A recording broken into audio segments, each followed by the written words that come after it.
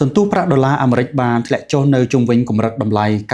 96.7 កាលពីថ្ងៃអង្គារដោយបន្តនៅកម្រិតទាបបំផុតចាប់តាំងពីខែកុម្ភៈឆ្នាំ 2022 មកដោយសារទីផ្សារបានដាក់ទំនុកចិត្តជាមួយនឹងទស្សនវិស័យគោលនយោបាយហិរញ្ញវត្ថុរបស់ធនាគារកណ្ដាលអាមេរិកអំពីផែនការបន្ទាបអត្រាការប្រាក់បញ្ហាការព្រួយបារម្ភអំពីសារពើពន្ធកើនឡើងនិងភាពមិនច្បាស់លាស់នៃពាណិជ្ជកម្មដែលបាននឹងកំពុងបន្តវិនិយោគិនកំពុងរងចាំទិន្នន័យការងារសំខាន់ៗរបស់សហរដ្ឋអាមេរិកនៅសប្តាហ៍នេះដែលអាចបង្ហាញអំពីសញ្ញានៃភាពប្រសើរតិចតួចនៅក្នុងទីផ្សារការងារនិងពង្រឹងករណីការព្យាករណ៍សម្រាប់ការកាត់បន្ថយអត្រាការប្រាក់នៅដើមខែកក្កដាខាងមុខនេះការទាមទារភាពគ្មានការងារធ្វើដំបូងនៅសហរដ្ឋអាមេរិកបានធ្លាក់ចុះចំនួន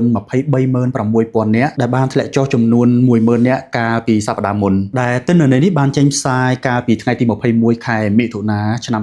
2025ដែលតិចជាងការរំពឹងទុករបស់ទីផ្សារដោយទីផ្សារបានរំពឹងទុកថាទិន្នន័យនេះគឺនឹងត្រូវបានព្យាករណ៍នៅតួលេខដដែលទោះបីជាយ៉ាងណាក៏ដោយលទ្ធផលស្ដីអំពីទិន្នន័យការទាមទារភាពគ្មានការងារធ្វើនៅសហរដ្ឋអាមេរិកនេះគឺនៅលើកម្រិតមធ្យមក្នុងឆ្នាំនេះដែលបង្ហាញពីភាពខ្សោយនៅក្នុងទីផ្សារការងាររបស់សហរដ្ឋអាមេរិកខណៈពេលដែលធនាគារកណ្ដាលអាមេរិកដែលហៅថា Fed ពីមុនបានលើកឡើងពីភាពល្អប្រសើរនៃទីផ្សារការងារជាហេតុផលដែលធ្វើឲ្យ Fed រក្សាបាននៅភាពអត់ធ្មត់នៅក្នុងការសម្រេចចិត្តលើគោលនយោបាយហិរញ្ញវត្ថុរបស់ខ្លួនប៉ុន្តែរបាយការណ៍ការងារដែលបានចេញផ្សាយនៅក្នុងខែមិថុនាកន្លងទៅថ្មីនេះគឺមានភាពខ្សោយដែលអាចជំរុញឲ្យអ្នកបង្កើតគោលនយោបាយរបស់ធនាគារកណ្ដាល Fed ឲ្យធ្វើសកម្មភាពឆាប់ៗនេះទន្ទឹមនឹងនេះផងដែរការផ្ដោតអារម្មណ៍ចំពោះអ្នកវិនិយោគិននិងទីផ្សារទាំងមូលនៅតែមានផងដែរចំពោះគម្រោងកាត់បន្ថយពន្ធនៅក្នុងស្រុករបស់ប្រធានាធិបតីដូណាល់ត្រាំនិងការចំណាយដែលកំពុងស្ថិតនៅក្រោមការពិចារណារបស់ព្រឹទ្ធសភាដែលត្រូវបានគេព្យាករណ៍បន្ថែមថា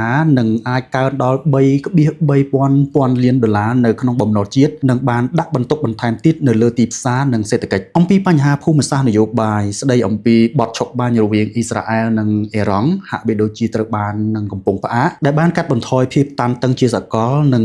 តម្រូវការប្រាក់ដុល្លារក៏យើងឃើញថាមិនសូវជាមានកំណើនផងដែរ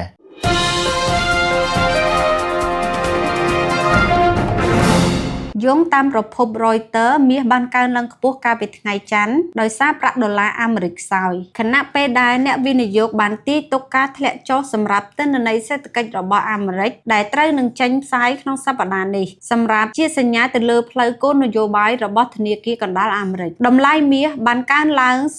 0.6% ដល់ $3,293 ក្នុង1អោនបន្ទាប់ពីបានឈានដល់ចំណុចទាបបំផុតចាប់តាំងពីថ្ងៃទី29ខែឧសភាមុនក្នុងវគ្គជួញដូរលោហៈធាតុពណ៌លឿងនេះបានកើនឡើងសម្រាប់ត្រីមាសទី2ជាប់គ្នាដោយបានកើនឡើង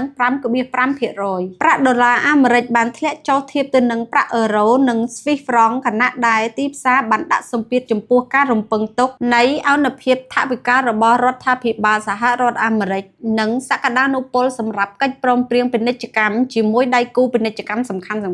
តម្រូវការមាសត្រូវបានកើនឡើងដើម្បីធ្វើការវិនិយោគដោយវិនិយោគិនកំឡុងពេលនៃភាពមិនច្បាស់លាស់និងនៅក្នុងបរិយាកាសអត្រាការប្រាក់ទាបផងដែរឥឡូវនេះវិនិយោគិនកំពុងរងចាំទិន្នន័យការងាររបស់ ADP សហរដ្ឋអាមេរិកដែលផុតកំណត់នៅថ្ងៃពុធនិងទិន្នន័យទាមទារគ្មានការងារធ្វើដំបូងនៅថ្ងៃប្រហ័សសម្រាប់ការណែនាំផ្លូវគោលនយោបាយអត្រាការប្រាក់របស់ធនាគារកណ្ដាលអ្នកវិភាគនៅក្រុមហ៊ុន Citi បាននិយាយក្នុងកំណត់ត្រាមួយថាពួកគេរំពឹងថាតម្លៃមាសនឹងត្រូវបានជួញដូរនៅចន្លោះពី $3,100 ទៅ $3,500 ក្នុងត្រីមាសទី3ឆ្នាំនេះដោយកត់សម្គាល់ថានៅចុងខែមេសាដែលត្រូវបានកើនឡើង